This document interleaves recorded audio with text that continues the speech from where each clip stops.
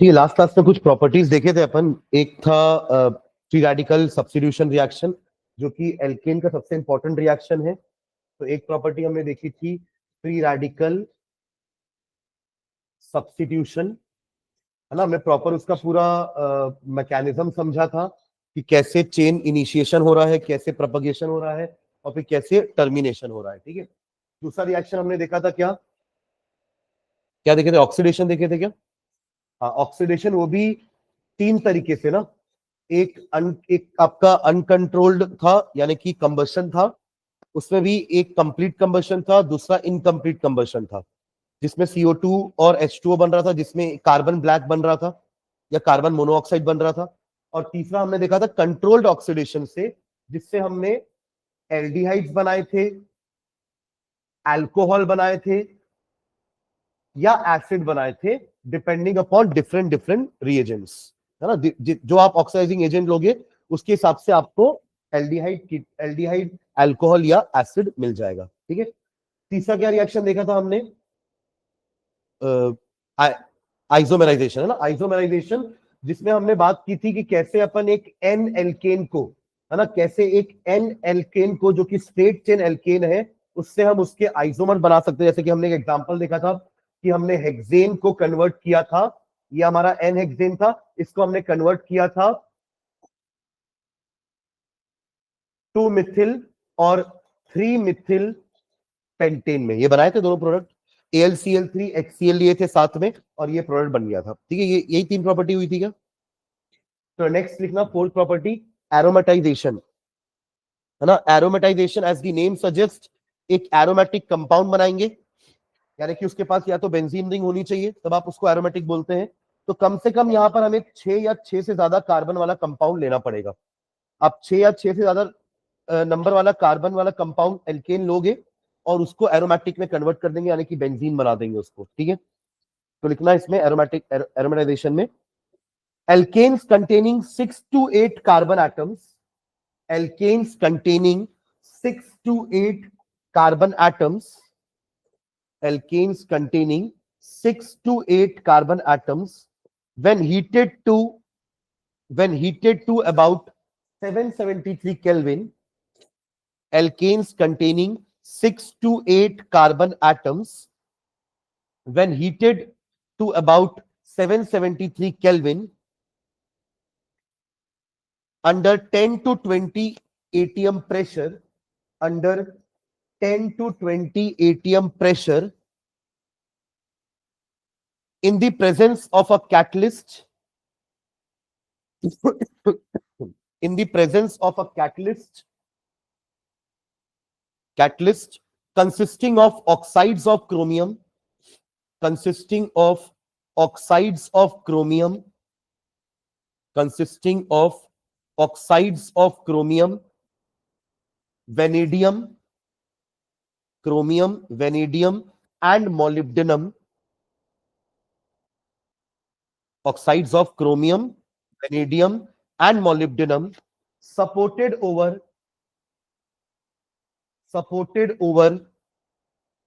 alumina, supported over alumina, alumina मतलब Al2O3 को alumina बोलते हैं, aluminium oxide, alumina, get converted into aromatic hydrocarbon, get converted into aromatic hydrocarbon.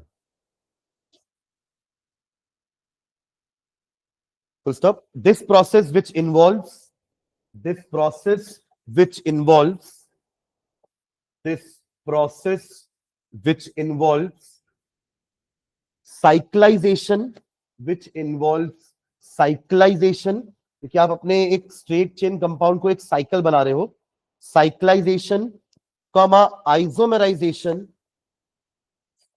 Isomerisation and dehydrogenation. This process which involves cyclization, isomerization, and dehydrogenation is called aromatization. Is called aromatization. Reaction लिख लो उसका।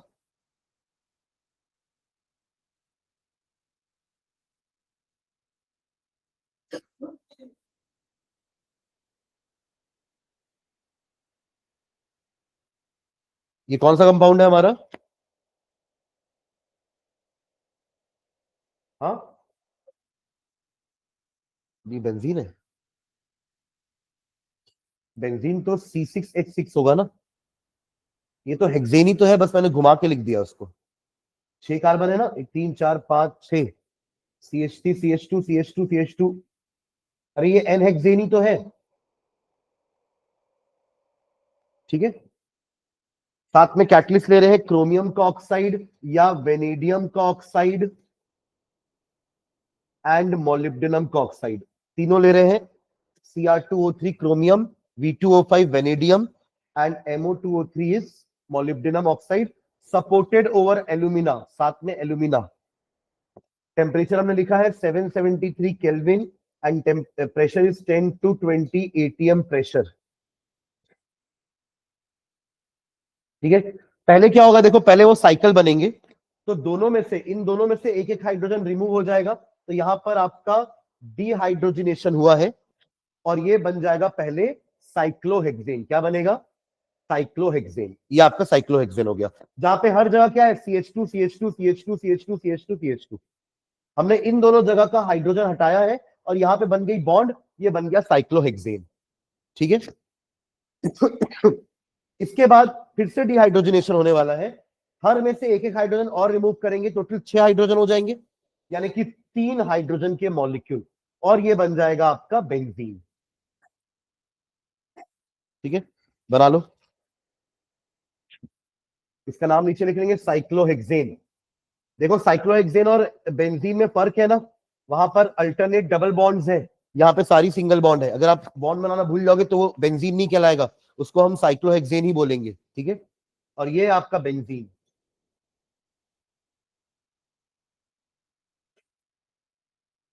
तो इस manner में मैंने जान बुझ के लिखा है कि आपको पता है कि इसको आपको हेक्सेन में कन्वर्ट करना है, तो वो हेक्सेन हेक्सागन के फॉर्म में बस अरेंज है वो एन हेक्सेन ही।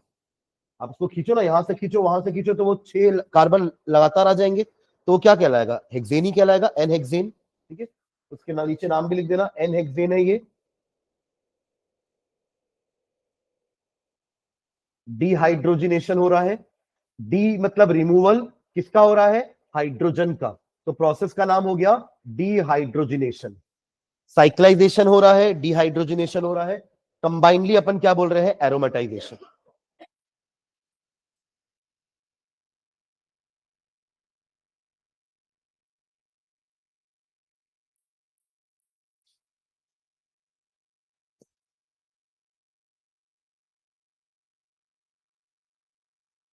ठीक है, सेम प्रोसेस ना अपन हेप्टेन के साथ करते हैं, एन हेप्टेन के साथ।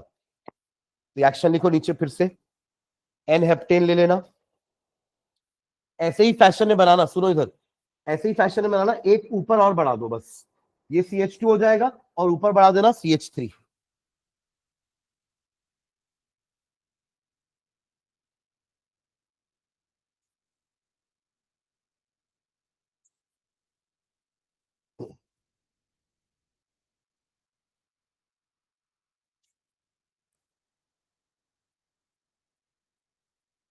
बनाए क्या? एक कार्बन ऐसा, दूसरा ऐसा, फिर वो हेक्सागन जैसा ही शेप बना देना उसका, लाइक दिस। हो गया 7, 1 2 3 4 5 6 7। सेम कंडीशन पूरी की पूरी, टेम्परेचर प्रेशर सेम कंडीशन। ठीक है, याद देखो 7 कार्बन का एरोमेटिक कंपाउंड बनने वाला है, यानी कि टोल्यूइन बनेगा। टोल्यूइन क्या होता है? बेंजीन रिंग के ऊपर एक CH3। ठीक है, तो आपने अगेन इन दोनों का हाइड्रोजन रिमूव किया, है ना, और फिर पूरा रिंग से हाइड्रोजन रिमूव हुआ, तो फाइनली क्या बन जाएगा? आपको मिलेगा टोल्यूइन। इसको बोलते हैं टोल्यूइन, इसका नाम याद रखना है ना, ये बेंजीन के कुछ डेरिवेटिव्स हैं। सिर्फ एरोमेटिक में अपन एक नाम थोड़ा बस याद रखेंगे कि बेंजीन को याद रख लिए तो हो गया। बेंजीन के ये सारे क्या होते हैं? डेरिवेटिव। जैसे फिनॉल हो गया, बेंजीन रिंग में ही अगर OH लग जाता है तो उसको क्या बोलते हैं अपन? फिनॉल। ठीक है, बेंजीन रिंग के ऊपर अगर NH2 लग जाता है तो उसको बोलते हैं एनिलीन, अमाइन है ये। ठीक है, चलिए अपन वो बेंजीन वाले में आएंगे तो मैं एक बार फिर से लिखा दूंगा, हालांकि अपन ने बेंजीन के नॉमेनक्लेचर में ये सब चीजों का नाम लिखा है। बेंजीन का नॉमेनक्लेचर अपन ने पढ़ा है ना यूनिट 1 में ही, इसके पहले वाली में। ठीक है, तो ये बन गया आपका टोल्यूइन। ठीक, चलिए नेक्स्ट लास्ट रिएक्शन लिखेगा, लास्ट प्रॉपर्टी एल्केन्स की, पायरोलिसिस, PYROLYSIS, पायरोलिसिस। इसका मतलब होता है ब्रेक करना, क्रैक करना, तोड़ना। ठीक है, हीट के प्रेजेंस में हम अपने बड़े बड़े हाइड्रोकार्बन्स को छोटे छोटे हाइड्रोकार्बन्स में कन्वर्ट करते हैं। ठीक है, मतलब 6 कार्बन का एल्केन होगा शायद, तो उसको अपन 4 2 में कन्वर्ट कर देंगे, तो मिला के अभी भी 6 है, पर इसी प्रोसेस को अपन कहते हैं पायरोलिसिस। ठीक है, हाइफन डाल के लिखो, decomposition of a compound, decomposition of a compound, decomposition of a compound by application of heat is called, decomposition of a compound by application of heat is called pyrolysis, by application of heat is called pyrolysis.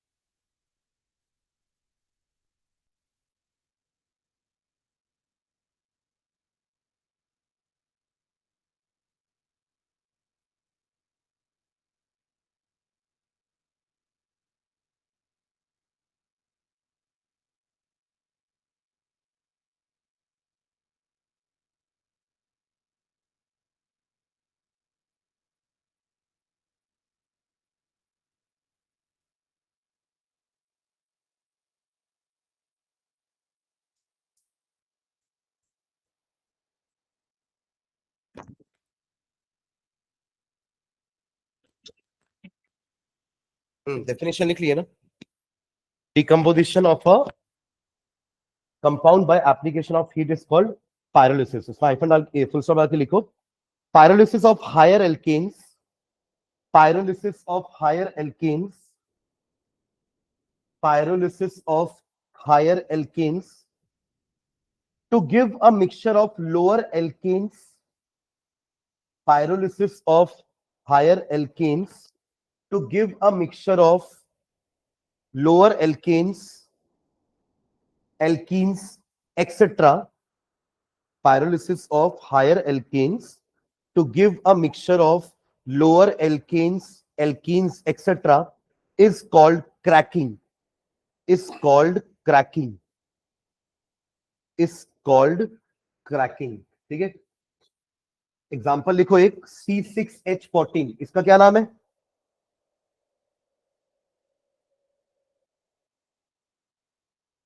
हाँ, hexane.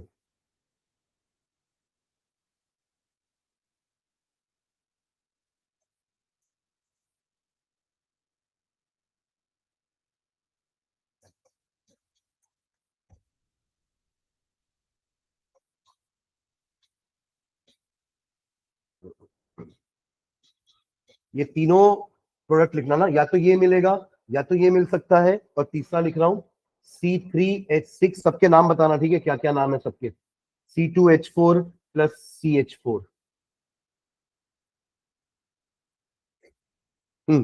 ये तो चलो hexane हो गया, this is an hexane.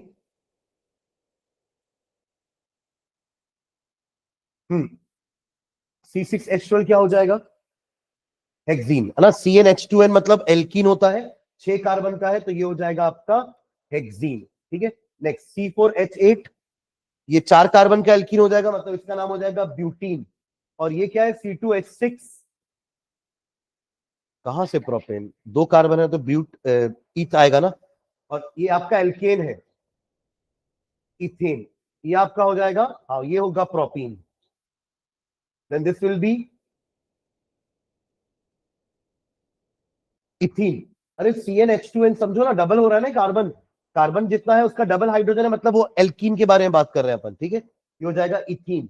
और last वाला तो बता सकते हैं methane, last one is methane, ठीक है। तो ऐसे बड़ा हाइड्रोकार्बन छोटे हाइड्रोकार्बन छोटे एल्कीन और एल्कीन में ब्रेक होता है, the process is known as cracking या पायरोलिसिस।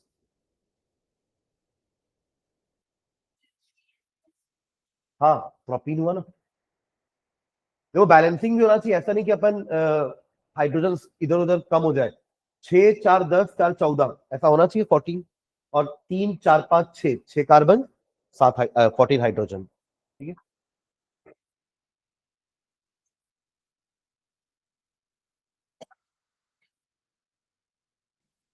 हो गया, ठीक।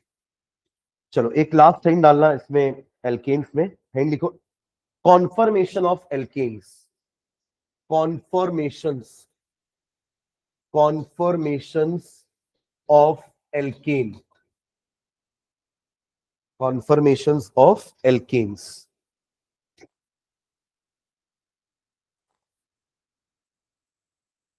देखो एल्केन में होता क्या है, एक तो हमने आइसोमराइजेशन देखा है कि स्ट्रेट चेन में चेन आइसोमरिज्म हो सकता है, जैसे कि 6 कार्बन बैक टू बैक लगे तो ये एन हेक्सेन हो गया, 5 लाइन से लगे हैं और छठवां यहां है तो ये भी ठीक है ना, तो ये दोनों आइसोमर कहलाते हैं। तो ये हमारे एल्केन जनरली स्ट्रक्चरल आइसोमर में सिर्फ एक ही टाइप का आइसोमर देते हैं, वो है चेन आइसोमर। या तो पोजीशन हो सकती है, पर पोजीशन चेन तो एक ही जैसी हो गई, ठीक है, ये आपका हो गया चेन आइसोमरिज्म। पोजीशन आइसोमरिज्म किस में होती है, जैसे कि आपकी डबल बॉन्ड है एक जगह पर है, फिर आपने डबल बॉन्ड की पोजीशन को चेंज कर दिया, ये पोजिशनल आइसोमेरिज्म हो गया। एल्कीन में पोजिशन आइसोमेरिज्म होता है, एल्केन में सिर्फ चेन होता है। अपन स्ट्रक्चर में ऐसे टोटल 5 टाइप के आइसोमेरिज्म पढ़े हैं, एक चेन, एक पोजीशन, एक फंक्शनल आइसोमर्स, एक होता है मेटामेरिज्म, एक हमने पढ़ा है टॉटोमेरिज्म, और एक और है रिंग और चेन। ये 6 टाइप के स्ट्रक्चरल आइसोमर्स होते हैं। जैसे कि चेन का मैंने वो एग्जांपल बताया आपको, पोजीशन का ये हो गया कि पोजीशन में चेंज हो डबल बॉन्ड की, या फंक्शनल ग्रुप की पोजीशन में चेंज हो, ब्यूटेन 1 ऑल, ब्यूटेन 2 ऑल, तब वो पोजीशन आइसोमर्स के अंदर आ जाएंगे। फंक्शनल आइसोमर्स अपन क्या पढ़ते थे कि जैसे अल्कोहल और ईथर एक तरह के फंक्शनल आइसोमर्स हैं, जैसे कि CH3 CH2 OH, ये अल्कोहल हो गया, सेम फॉर्मूले से आप CH3O CH3 लिख दोगे तो ये ईथर बन जाएगा। सेम होता है हमारे एल्डिहाइड कीटोन में भी, कि 3 कार्बन का एल्डिहाइड होता है CH3 CH2 CHO, और यही 3 कार्बन का हम प्रोपेनॉन बना सकते हैं, जो कि आपका हो जाएगा कीटोन। तो फॉर्मूला सेम है बट फंक्शनल ग्रुप अलग अलग है, फॉर्मूला सेम है बट फंक्शनल ग्रुप अलग अलग है, ठीक है। तो इनको बोलते हैं फंक्शनल आइसोमर्स। मेटामेरिज्म में क्या पढ़ते थे कि जैसे ईथर आपने बनाया कि 4 कार्बन का ईथर है, तो 2 कार्बन दोनों तरफ डिस्ट्रीब्यूट हो सकते हैं, या फिर 3 कार्बन एक तरफ और 1 कार्बन दूसरी तरफ, ये दोनों का मॉलिक्यूलर फॉर्मूला सेम होगा, बट देखो आजू बाजू में जो नंबर ऑफ कार्बन है वो अलग अलग है, तो इसको कहते हैं अपन मेटामर्स। सेम चीज कीटोन के साथ भी हो सकती है, कि बीच में आपने मान लीजिए 5 कार्बन का आपका कीटोन है जिसमें डबल बॉन्ड O बीच वाले में है, आजू बाजू दोनों में 2 कार्बन है। अब अगर आपने यहां पर 3 रख दिया और ये आपने कर दिया, तो ये आपका मेटामेरिज्म हो जाएगा, कि इसके आजू बाजू में यहां पर 2 कार्बन है, यहां पर 3 और 1 कार्बन है, मेटामेर। इसको आप पोजिशन आइसोमर भी बोल सकते हो, क्योंकि इसमें थर्ड पोजीशन पर कीटोनिक ग्रुप है, यहाँ पे सेकेंड पोजीशन पर कीटोनिक ग्रुप है, तो this can be called as position isomer also, this can be called as metamerism also. Tautomerism में क्या देखे थे अपन कि जो हमारा इन अल वाले कंपाउंड है, जैसे कि फॉर एग्जांपल CH3CH, यहां पर मान लीजिए OH है, और 1 2 3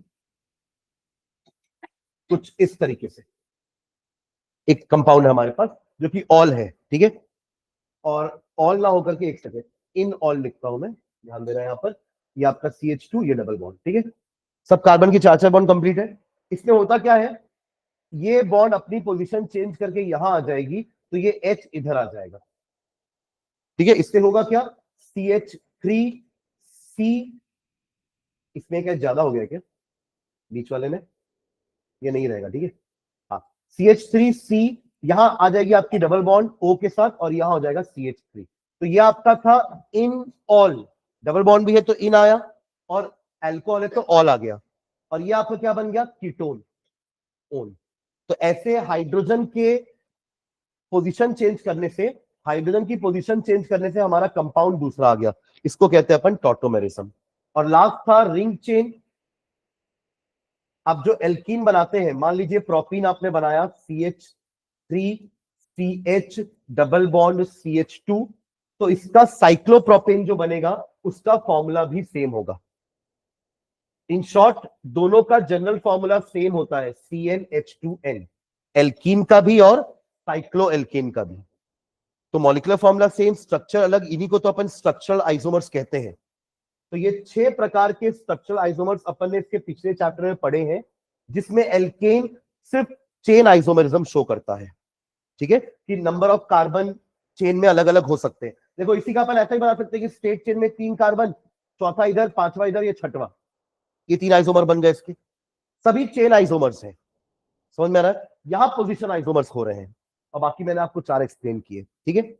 इसके अलावा हमने ज्योमेट्रिकल आइसोमर पढ़े थे एल्कीन में, ट्रांस और सिस, इफ यू रिमेंबर, कि ब्यूट टू इन का हमने ये वाला पढ़ा था कंपाउंड, इसको हमने सिस नाम दिया था, और इस वाले को हमने ट्रांस नाम दिया था। दोनों में डिफरेंस क्या दिख रहा है आपको, कि एक जैसे ग्रुप एक ही साइड में साइड पे है, और एक जैसे ग्रुप अपोजिट साइड पे है। तो ये हो जाता है आपका ट्रांस, और ये हो जाएगा सिस, ठीक है।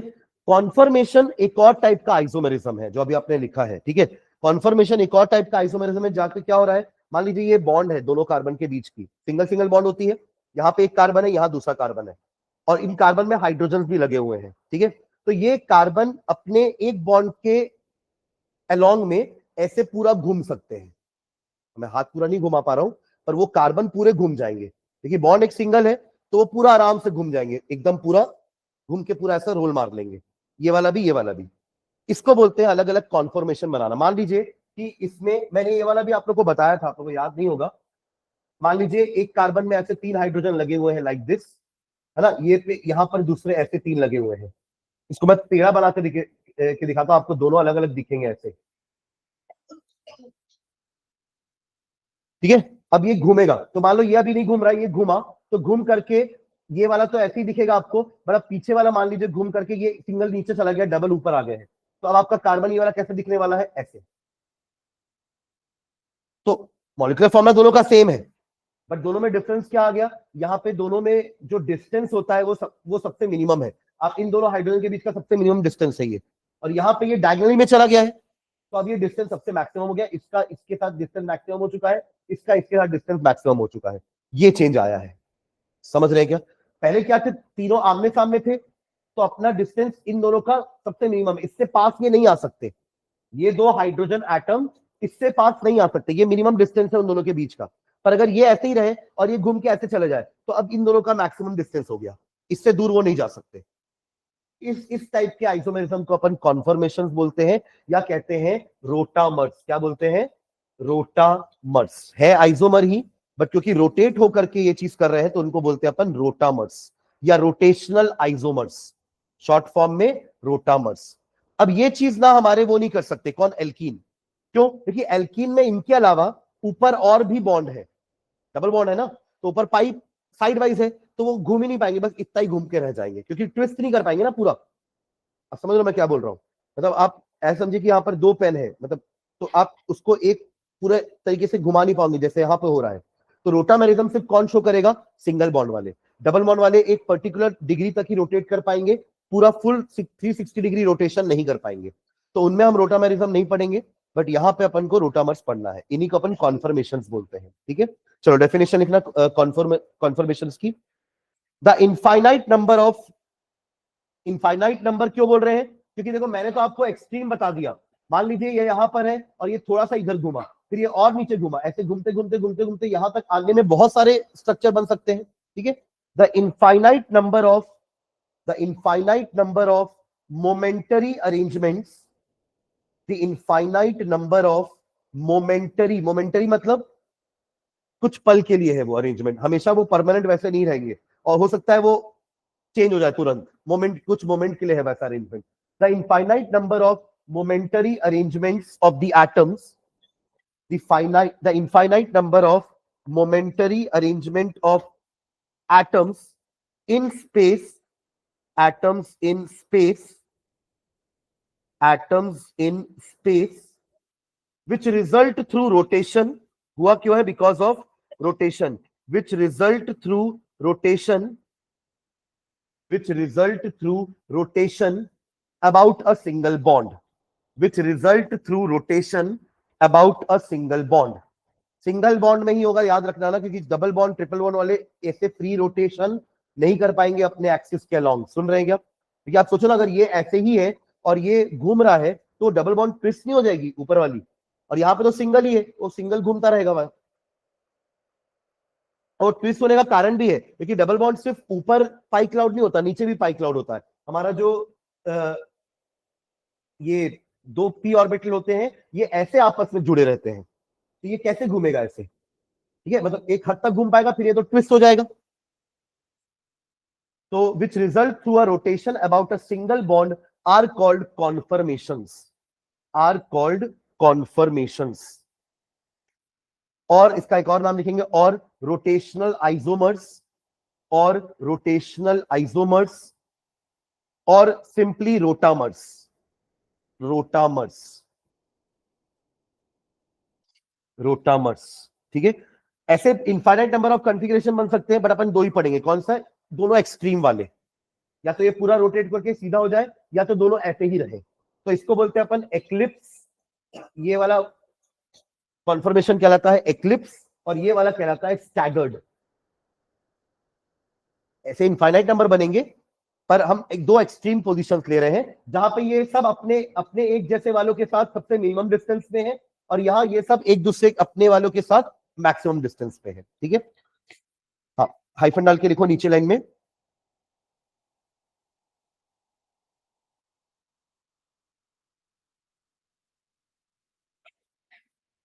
Late us take an example of ethane, एक इथेन का स्ट्रक्चर ही बना लेंगे अपन इसमें। Let us take an example of ethane, let us take the example of ethane in which, in which the two carbon atoms are, in which the two carbon atoms are, in which the two carbon atoms are connected by single covalent bond, in which two, in which two carbon atoms are connected by single covalent bond, while the three remaining, while the three remaining valencies, while the three remaining valencies, while the three remaining valencies of each carbon, of each carbon, of each carbon are satisfied by hydrogen atoms, are satisfied by hydrogen atoms।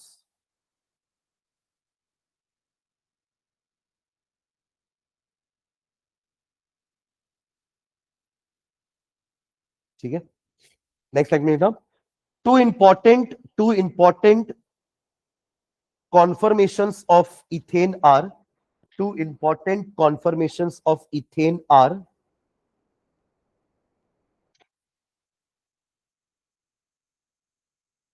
staggered and eclipsed, staggered and eclipsed, staggered, STAGGERED, and eclipsed।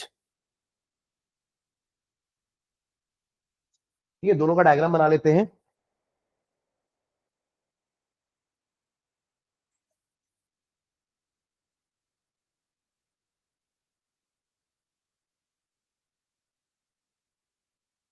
ये कौन सा वाला है, staggered.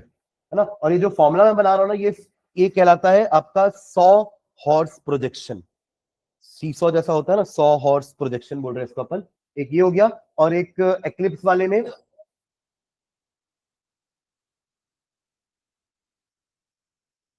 दोनों को एक जैसे ही बनाना, ठीक है। तो ये आपका स्टैगर्ड कॉन्फ़िगरेशन हो गया,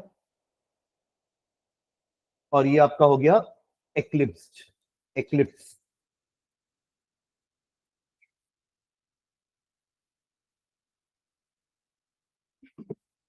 ठीक है। इसमें नीचे लिख भी लेना 100 horse projection formula, 100 horse projection formula.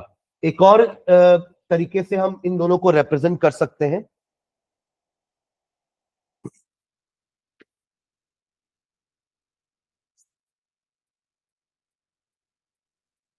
हो गया ये,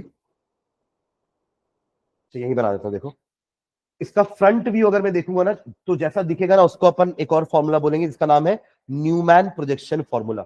अगर मैं इसको सामने से देखता हूं, तो ये वाला पीछे वाला नहीं दिखने वाला, क्योंकि ये इसके जस्ट सामने ही है ना। तो और यहां पर ये सिर्फ हमको 1 2 3 4 5 6 स्टिक दिखेंगी। बीच में आपको एक कार्बन दिखेगा, दूसरा कार्बन दिखने नहीं वाला, क्योंकि आप सामने से देख रहे हो उसको, ठीक है। तो कुछ ऐसा प्रोजेक्शन बनाना फॉर्मूले का, एक ऐसा रहेगा। ये हो गया, ये हो गया, और इसके पीछे वालों के लिए आप इसको डॉटेड लाइन से बना देना, ऐसा कुछ, ठीक है। और ये आपका बीच में है कार्बन एटम। एक सामने वाला दिखेगा आपको कार्बन एटम, पीछे वाला नहीं दिखेगा, ठीक है। तो ये कौन सा कॉन्फ़िगरेशन होगा?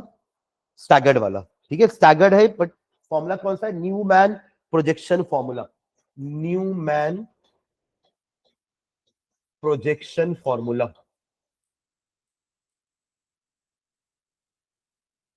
ठीक है। और है ये कौन सा? स्टैगर्ड, स्टैगर्ड, ठीक है। एक वो भी बना लो, एक्लिप्स वाला भी। एक्लिप्स वाले के लिए सामने का तो तीनों दिखाएंगे हम, पीछे का पूरा ना दिखा करके ना, सिर्फ हल्का सा ऐसा दिखा देना बस।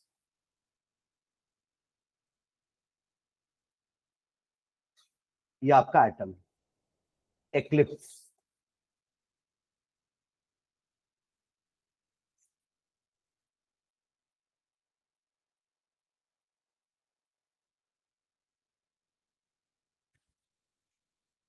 वहां हम सिस ट्रांस पढ़ते हैं, एक्स्ट्रा जो आइसोमेरिज्म है, जो तो ज्योमेट्रिकल के अंदर आ जाता है, ठीक है। ज्योमेट्रिकल आइसोमेरिज्म के अंदर आता है आपका सिस ट्रांस आइसोमेरिज्म, ठीक है।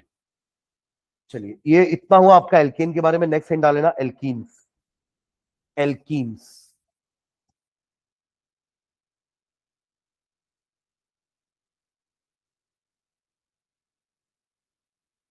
हो गया, एल्कीन्स, ठीक है। जनरल फॉर्मूला लिख लो इसका। जनरल फॉर्मूला क्या होता है? CnH2n। हमारे CnH2n प्लस 2 में से 2 माइनस करेंगे हाइड्रोजन, तो बचेगा CnH2n। इसका जनरल फॉर्मूला हो जाएगा। उनको हम पैराफिन्स बोलते थे, इनको हम ओलिफिन्स बोलते हैं, OLEFINS, ऑल्सो कॉल्ड ओलिफिन्स। लिख लो शॉर्ट में, ऑल्सो कॉल्ड ओलिफिन्स। इसका मीनिंग होता है ऑयल फॉर्मिंग। ऑयल फॉर्मिंग, हमारे जो भी तेल होते हैं वो इसी के बने हुए होते हैं।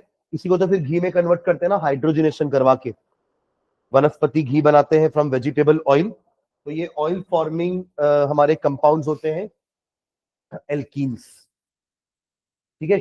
इनकी बात करें अपन, तो इनमें at least at least one double bond होनी चाहिए, एटलीस्ट वन डबल बॉन्ड होनी चाहिए between carbon carbon, at least one double bond. Bracket में C डबल बॉन्ड C होना चाहिए कम से कम। और दोनों ही कार्बन क्या होते हैं हमारे? sp2 hybrid, double bonded carbon. इसको ऐसे शॉर्ट नहीं लिख लो, है ना।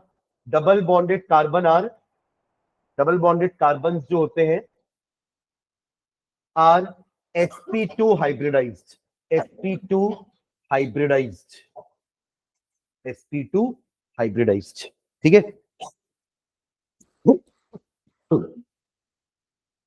जो डबल बॉन्ड होती है, इसमें एक सिग्मा एक पाई है। स्ट्रक्चर कुछ ऐसा अपन बनाते हैं इथीन का। अगर आपको डबल बॉन्ड वाला कार्बन, ये C2H4 बनाना है, तो C2H4 के लिए आप देखो कैसे करते हो। ये आपका एक कार्बन, जिसका ये है हमारे 3 हाइब्रिड ऑर्बिटल्स एक कार्बन के, ये रहा दूसरा कार्बन का 3 hybrid orbitals in the form of a trigonal planar. sp2 hybridization मतलब ट्राइगोनल प्लेनार होता है ज्योमेट्री, sp मतलब लीनियर होता है, और sp3 मतलब टेट्राहेड्रल ज्योमेट्री होती है, जैसा हमने एल्केन में देखा था। इसमें ज्योमेट्री कैसी हो जाएगी? Trigonal planar. ठीक है, तो 2p और 1s हाइब्रिडाइजेशन कर चुके हैं, 1p अभी भी अनहाइब्रिडाइज्ड है। वो p कौन सा होता है हमारा? ये हो गया वाला p हमारा। ठीक है, ये दोनों कार्बन sp2 हाइब्रिडाइज है, एक जो p बच गया वो आपका अनहाइब्रिडाइज है।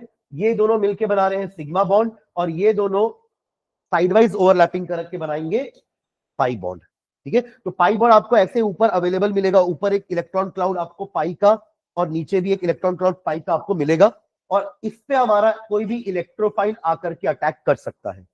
जैसे हमने एल्केन में लिखा था कि एल्केन्स उतने ज्यादा रिएक्टिव नहीं होते हैं, तभी तो नाम पड़ा था पैराफिन्स। पैरा मतलब लिटिल, और फिन्स आया था एफिनिटी से। लिटिल रिएक्टिविटी वाले होते हैं एल्केन्स, बट इनके पास ये जो पाई क्लाउड है ना ऊपर नीचे, मतलब आप स्ट्रक्चर कुछ ऐसा बनाएंगे कि कार्बन है, यहां पर एक सिग्मा बॉन्ड हो गई, और ऊपर और नीचे एक एक पाई क्लाउड रहता है।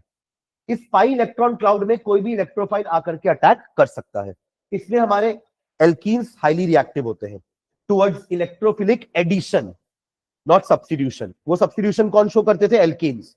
अब इनके पास तो एक्स्ट्रा डबल बॉन्ड है ना, तो ये अपनी एक्स्ट्रा डबल बॉन्ड हटा करके किसी दूसरे एटम को भी जगह दे सकते हैं, और इस प्रोसेस को अपन कहते हैं एडिशन रिएक्शन। तो इनका मेन रिएक्शन होता है इलेक्ट्रोफिलिक एडिशन रिएक्शन। ठीक है, इलेक्ट्रोफिलिक क्यों समझ में आ गया ना? क्योंकि इलेक्ट्रोफाइल क्या होता है? Electron lover species, electron loving species. तो उसको यहां दिख रहा है इलेक्ट्रॉन, तो वहीं आके अटैक करेगा। न्यूक्लियोफाइल तो न्यूक्लियस लविंग स्पीशीज होता है। इलेक्ट्रोफाइल पॉजिटिवली चार्ज होता है, नेगेटिव सेंटर में जाके अटैक करना पसंद करता है, और न्यूक्लियोफाइल नेगेटिवली चार्ज होता है, पॉजिटिवली जगह पर जाकर के अटैक करना पसंद करता है। समझ में आ रहा है क्या?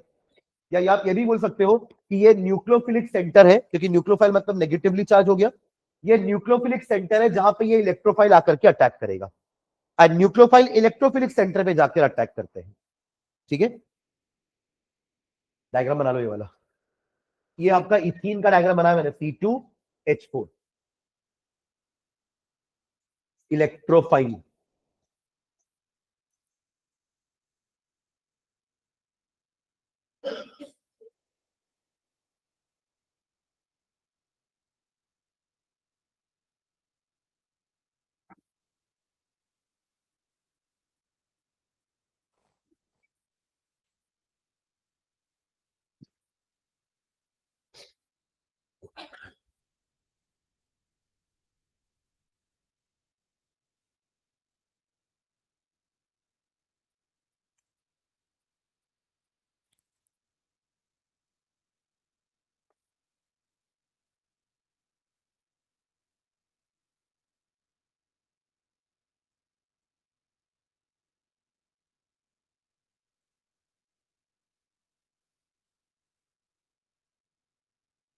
हो गया। शॉर्ट में नॉमेनक्लेचर और आइसोमेरिज्म देखते हैं, जो अपन ऑलरेडी यूनिट 1 में देख चुके हैं इसकी। ठीक है, नॉमेनक्लेचर में अपन क्या बोलते हैं कि पेरेंट चेन ऐसी सेलेक्ट करनी है अपन को, parent chain must include double bonded carbon. Double bonded carbon, आप डबल बॉन्डेड कार्बन को छोड़ नहीं सकते, अपने पेरेंट चेन में लेना पड़ेगा। नंबरिंग भी उसी तरीके से होगी कि उस कार्बन को कम नंबर मिले जिसमें डबल बॉन्ड लगी हुई है। ठीक है, नंबरिंग भी हम उसी तरीके से देंगे। और क्या लग जाएगा अपने सफिक्स में इन लगा देंगे, सफिक्स विल बी इन। ठीक है, और आइसोमेरिज्म ये दो टाइप का शो करेगा। मैं एक एग्जांपल लेके आपको तीनों बताता हूं। लेट्स से अपन ब्यूटीन ले रहे हैं, ब्यूटीन, इसका फॉर्मूला क्या हो जाएगा? ब्यूटीन का फॉर्मूला C4H8 होगा उसका फॉर्मूला। अब C4H8 को आप कैसे अरेंज कर सकते हो, देखना ध्यान से। CH2 double bond CH single bond CH2CH3, this is but 1 ene. इसका क्या नाम हो जाएगा? ब्यूट 1 इन। ठीक है, ये पहला स्ट्रक्चर ब्यूट 1 इन का। ठीक है, अब एक और समझना है इसका। CH2 bond CH double bond CH bond CH3, ये हो जाएगा आपका ब्यूट टू इन, ये दूसरा स्ट्रक्चर ब्यूट टू इन का। ठीक है, एक और समझना, ऐसे ही ब्यूटीन का एक और स्ट्रक्चर देखते हैं, जहां पे 3 कार्बन को आप ऐसे लगा दो, एक कार्बन को ब्रांच में भेज दो। अरे इधर देख लो, पहले समझ तो लो, याद तो है नहीं तो वापस याद दिला रहा हूं, उसमें भी लिख रहे हो। ये समझ में आया, ब्यूट वन इन ब्यूट टू इन। अब मैंने उसी 4 कार्बन को, 4 कार्बन 8 हाइड्रोजन को इस फैशन में लगाने की कोशिश कर रहा हूं। ध्यान देना, यहां पे कितने आएंगे हाइड्रोजन, 2, यहां पर 3, 5 हो गए, यहां जरूरत नहीं है, और यहां पे 3 हो गए 8। अभी भी ये C4H8 है, बट इसका नाम अलग हो जाएगा। क्या क्या होगा इसका नाम, और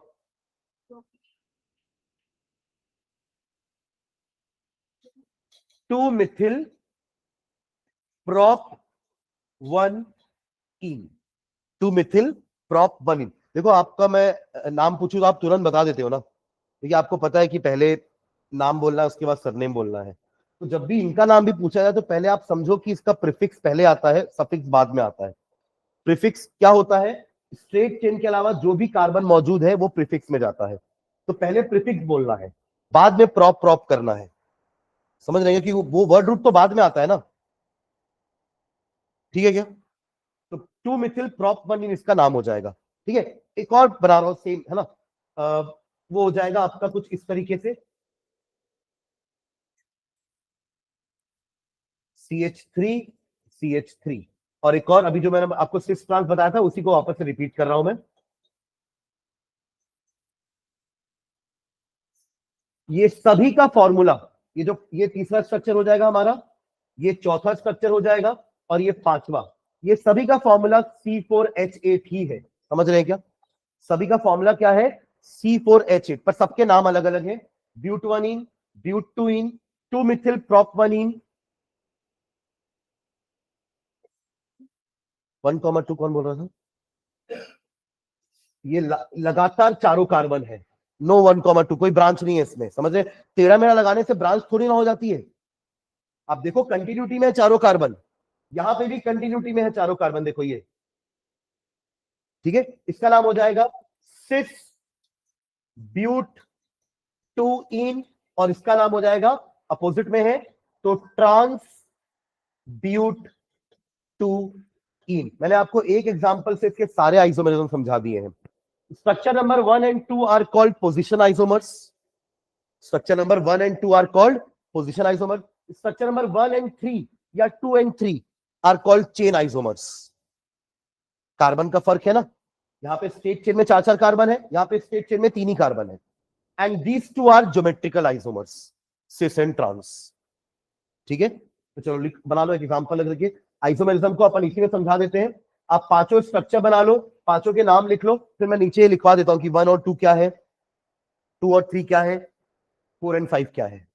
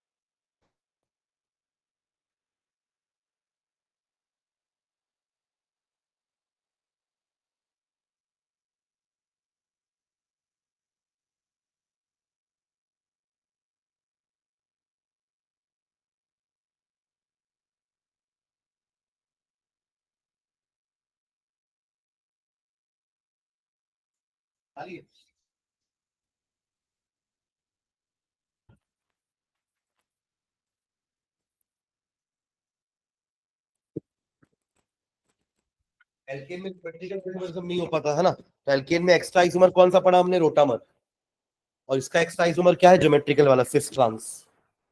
और स्ट्रक्चरल वाले में वहां पे सिर्फ अपन ने पढ़ा चेन वाला, यहाँ चेन भी हो सकता है और पोजीशन भी हो सकता है। डबल बॉन्ड है ना इसके पास, डबल बॉन्ड की पोजीशन चेंज हो जाएगी तो आप उसको पोजीशन आइसोमर्स बोलोगे। और number of carbon in a straight chain change हो रहे हैं तो उसको अपन चेन आइसोमर्स बोलेंगे। ठीक है, देखिए पांचों बना लिए। ये लिखो ना 1 2 3 4 5 स्ट्रक्चर के नाम। अब तो नीचे लिख लो structure 1 and 2 are the, structure 1 and 2 are the position isomers, structure 1 and 2 are the position isomers. ठीक है, फिर 1 और 3 भी ले सकते हो, 2 और 3 भी ले सकते हो। तो structure 2 and 3 are chain isomers, पहला पोजीशन लिखे ना। हाँ, structure 2 and 3 are chain isomers, structure 4 and 5 are, structure 4 and 5 are stereo isomers. Stereo isomer की कैटेगरी स्टीरियो आइसोमर होते हैं वो। उसमें फिर दो टाइप के पढ़ते हैं अपन, एक ऑप्टिकल और एक ज्योमेट्रिकल। ऑप्टिकल अपन अपनी 11th में नहीं पढ़ रहे हैं, 12th में पढ़ेंगे, बट ब्रैकेट में लिख लेना ज्योमेट्रिकल। स्टीरियो का टाइप है ज्योमेट्रिकल, सुन रहे हैं क्या? जैसे चेन और पोजीशन स्ट्रक्चरल के टाइप है, वैसे ही ज्योमेट्रिकल किसका टाइप है? स्टीरियो का। मतलब होते दो टाइप के आइसोमेरिज्म है, स्ट्रक्चरल या स्टीरियो। स्ट्रक्चर के अंदर 6 जो मैं भी पीछे आपको समझाया वापस से, और स्टीरियो के अंदर 2, ज्योमेट्रिकल जो अपन अभी पढ़ रहे हैं, ऑप्टिकल जो हम नेक्स्ट ईयर पढ़ेंगे 12th में। ठीक है, तो ज्योमेट्रिकल में वही सिस ट्रांस हो जाएगा। ठीक है, डन। चलिए प्रिपरेशन में आ जाइए। Preparation of alkenes, preparation of alkenes.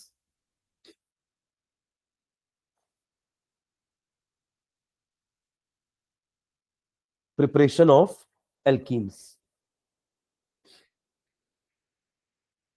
First point लिखना, by partial reduction of alkynes. पहला first way, by partial reduction.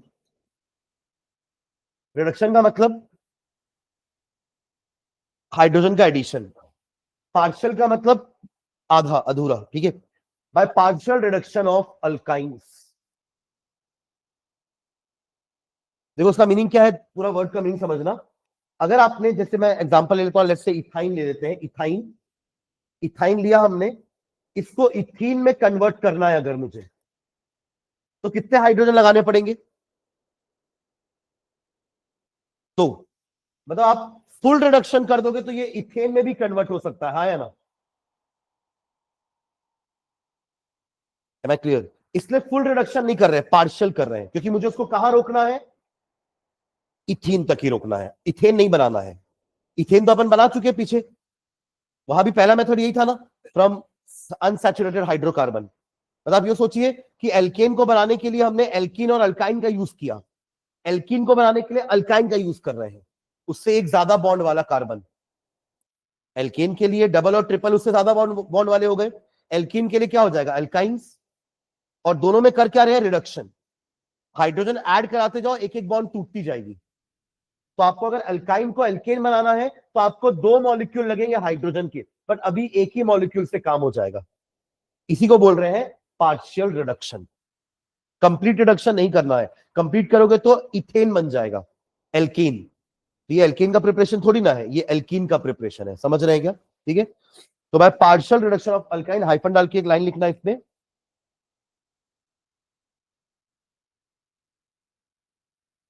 alkynes can be reduced to give, alkynes can be reduced to give, alkynes can be reduced to give cis or trans alkenes, cis or trans alkene, depending upon the cis or trans alkene, depending upon the nature of catalyst used.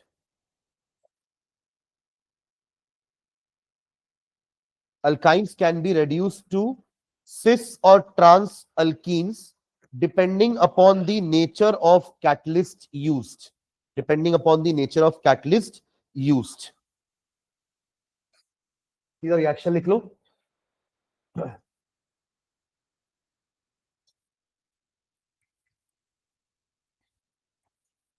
इसका नाम क्या होगा?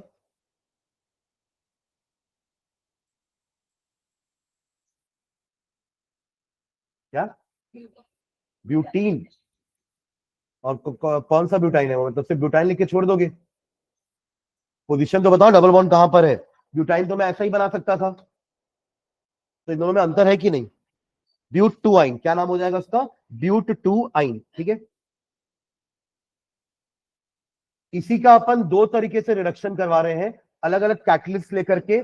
एक में बनाएंगे हम सिस ब्यूटूइन और एक में बनेगा ट्रांस ब्यूटूइन, जो अभी जो पीछे बनाए थे दोनों, ठीक है। तो एक आपका है सोडियम इन लिक्विड अमोनिया, उस रिएक्शन का नाम है बर्च रिडक्शन, और एक और यहां पर लिखना H2PD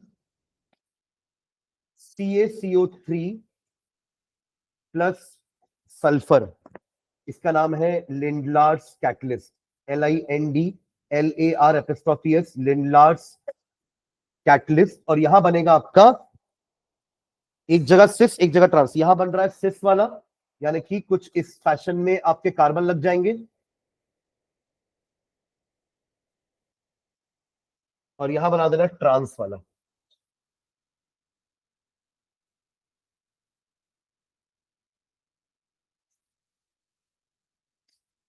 ठीक है,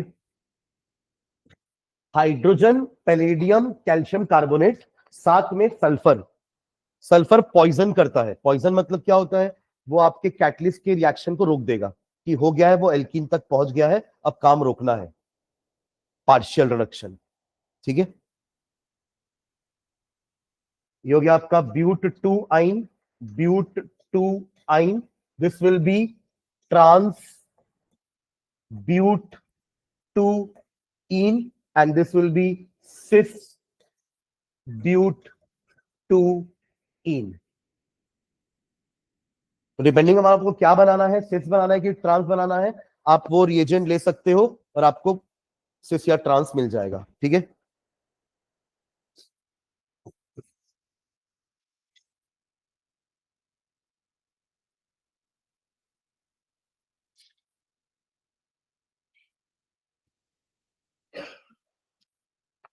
ठीक है, तो ऐसे याद रखना कि एल्केन का भी पहला प्रोसेस अनसैचुरेटेड से बनाए थे, एल्कीन का भी पहला प्रोसेस अनसैचुरेटेड से बन रहा है।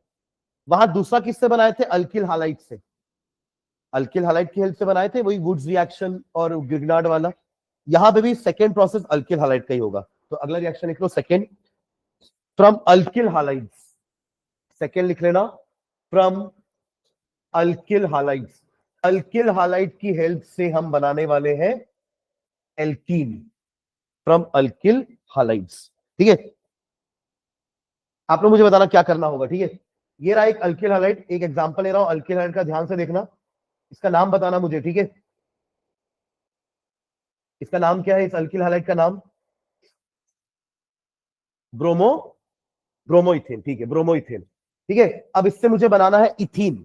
क्या बनाना है? इथीन। एल्कीन बना रहे हैं ना, तो दो कार्बन के अल्किल हालाइट से दो कार्बन का ही एल्कीन बना पाओगे, तो ये बनाना है मुझे इससे। क्या करना पड़ेगा आपको, क्या लगता है कि इसमें और इसमें क्या फर्क है दोनों में? क्या करेंगे कि ये बन जाए? इसमें डबल बॉन्ड है, ठीक है, डबल बॉन्ड लगाना पड़ेगा, पर वो कैसे लगेगी? और क्या एक्स्ट्रा दिख रहा है आपको वहां पर?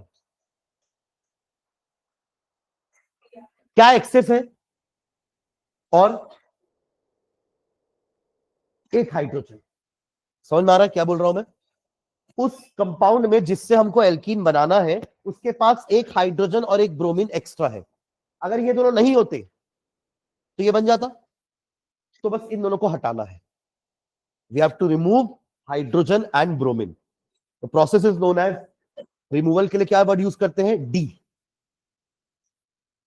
जैसे डिहाइड्रेशन होता है ना, पानी का रिमूवल बॉडी से, तो यहां पर क्या होगा? डी, क्या क्या निकालना है? हाइड्रोजन और हैलोजिनेशन, मतलब हैलोजन, हाइड्रोजन और हैलोजन हटाना है।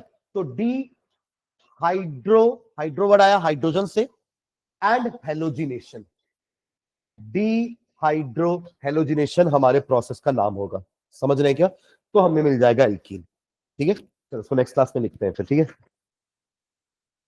अभी बस सही डाल के छोड़ दो, फ्रॉम अल्किल हालाइड हमको बनाना है एल्कीन, ठीक है। उसके लिए क्या प्रोसेस करना पड़ेगा मैंने आपको बता दिया, इसको नेक्स्ट क्लास में लिख लेंगे, ठीक है।